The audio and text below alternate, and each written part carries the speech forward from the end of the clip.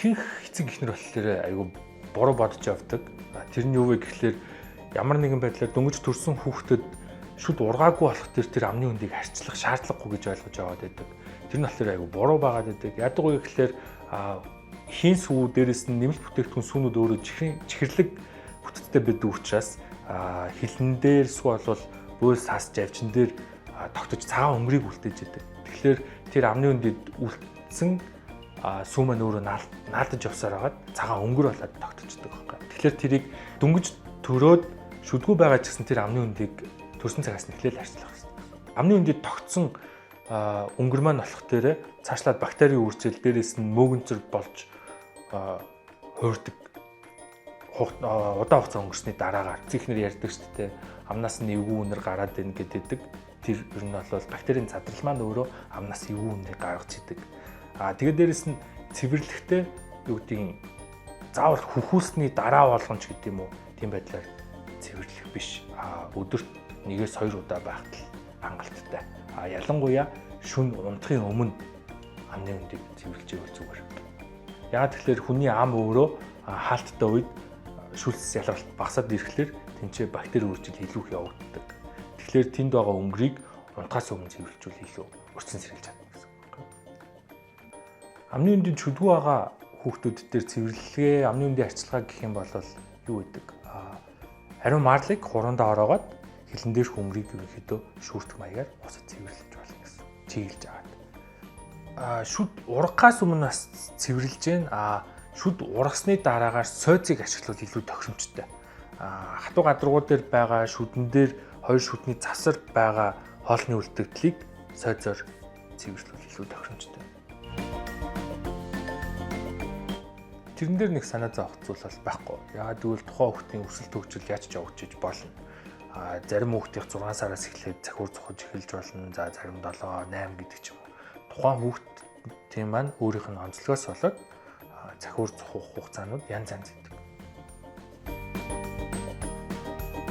3 сараас дээш нэраад ашиглах боломжтой. Жишээлбэл урталтай амзуулийн эрзэн сойзоор нь хилэн дээрх өнгөрийг цэвэрлж болж байна. Дээрэс нь хойно байгаа энд ховгороор нь нөгөө нэг хүүхд бөөл захтнаал юм ингээд зулаагаад идэг шүү дээ. Тэрэн дээр жишээлбэл бөөлний захтааг найрлах байдлаар, бөөл нь массажлах байдлаар энэ эрзэн дээр нь цэвэрлэх боломжтой юм хуравчийг ашиглаад амны үндийг цэвэрлэж болно.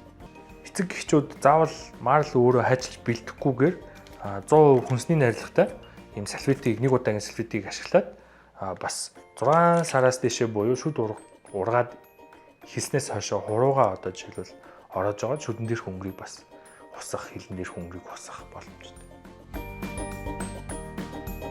Хүмүүс нөгөө нэг сойз А2-ыг ашиглаж угаадаг шүү дээ. Ер нь бол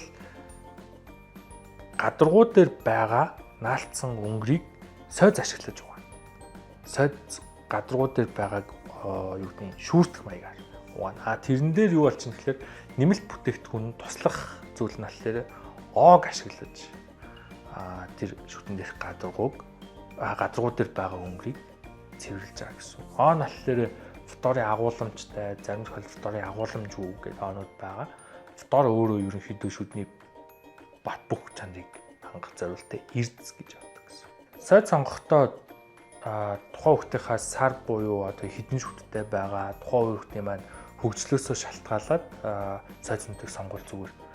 Бага сартай хүүхд жишээлбэл нөө нэг амны үндий жижигхэн байгаа тохиолдолд хүүхдийн гудрахаас хамгаалсан юм жишээлбэл хамгаалттай сойзнуудыг ашиглах, дээрэс нь ийм эрзэн илүү зөөлхөн байвал нөгөө хүүхдтэй илүү зовиургүй байдаг. Сойзны хувьд ярих юм бол хүүхд маань өөрөө бариад дээрэс нь шүдээ угааж байгаа дадлыг юу нүүсгэж ивэл их зүгээр. Оны хувьд гэх юм бол хит бага сартай хүүхдэд одоо жишээлбэл шүлсээ хаях дадлж гэдэг юм уу, шүлсээ хайж чаддаггүй гэдэг учраас одоо жишээлбэл ийм залгихад ямар ч хор нөлөөгүй юм онуудыг сонгочулаас зүгээр гэдэг.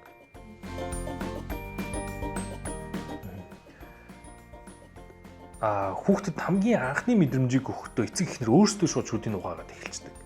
Тэгэхээр нөгөө нэг хүн мэдгүй зүйлээс айдаг гэдэг шиг гинт ингээл ам дотор юм орж ирэл нэг хүн дараад шүдийг угаагаад байснаас бас өөрт нь яг ийм зориулагдсан байдлаар нэг ийм гарт нь сойз бариулаад өөрийнх нь амруу нь өөр нь оруулаад таниулаад өөрөө урталт нь бас таниулаад угаавал илүү тохиромжтой. Хоёрт гэх юм бол эцэгчүүд өөрсдөө угааж явахдаа уруулын хөвчийг ерөнхийдөө нөгөө хит их даралтаар хүүхдэд нөгөө нэг тагу мэдрэмжийг үүсгэж идэг. Тэр хөвчин дээр одоо жишээлбэл сард өөрөө аюу эмзэг байгаа учраас хит их даралтыг өгөөд ирэхлээр хүүхд өөрөө тэрэнд дургуул. Сарстыг угаахдаа 7 хуруугаараа уруул дээр баг зэрэг дээш нь дараад дээш нь дарч чадвал. Тэгээд уруулын өвчийг өөрөө жоон чөлөөлж өгч жагаад тэгээд чөлөөлөд ирэхлээр угаасаа шүднүүд харагдаад ирэхлээр илүү амар угааг. Байрал гэхээсээ илүү байрлал аягүй чухал. Одоо юу гэдэг хүүхдүүд дадлыг гэртээ бас байнга суулгаж идэг байхгүй. Одоо шүдний эмчтэр ирээд үзүүлэхдээ ихтэй байрлалд ингээ орохлоор хүүхдүүд илүү их нэг юм айцтай байгаад идэг шүү дээ. Тэрийг гэртээ орой олгон ч гэдэм үү эцэг гэхээрээ яг юм дадлыг одоо жишээлбэл завлаж сууж байгаад хүүхдээ яг шүдний эмчийн креслэлд байгаа мэт хүүхдийн толгойг өөрийнхөө дээш нь харуулад дээшээ хараад ирэхлээр хүүхд ч өөрөө амны үндийн нэлэнхүүтэй ерөнхийдөө бүгд харагдаад байна гэсэн. Тэгээд тийм байрлалд ерөнхийдөө шүдийг угаачвал зүгээр гэсэн үг. Хөндлөн чиглэлд ингэж угаах гэхээсээ илүүтэйгээр аль болох юм тойрог хэлбэрээр гэдэг нь шүдний бүх гадаргууг ингэж цэвэрлэх гэсэн үг. Хөндлөн чиглэлд ингээ угаагаад ахлаар одоо жишээ нь судал байлаа гэхэд өнгөрүүдийг дотортол руу ингээд чигжээд байна гэсэн үг. Яг нөгөө завсрыг угааж чадахгүй гэсэн үг. Дээрээс нь шүүрт хөдөлгөөн гэдэг маань болохоор тэр завсрыг ингэж угаах зорилготой гэсэн үг. Тойрог гэдэг маань одоо жишээлбэл бөөл шүдний завсар байгаа өнгөрийг ч гэсэн давхар авах боломжтой.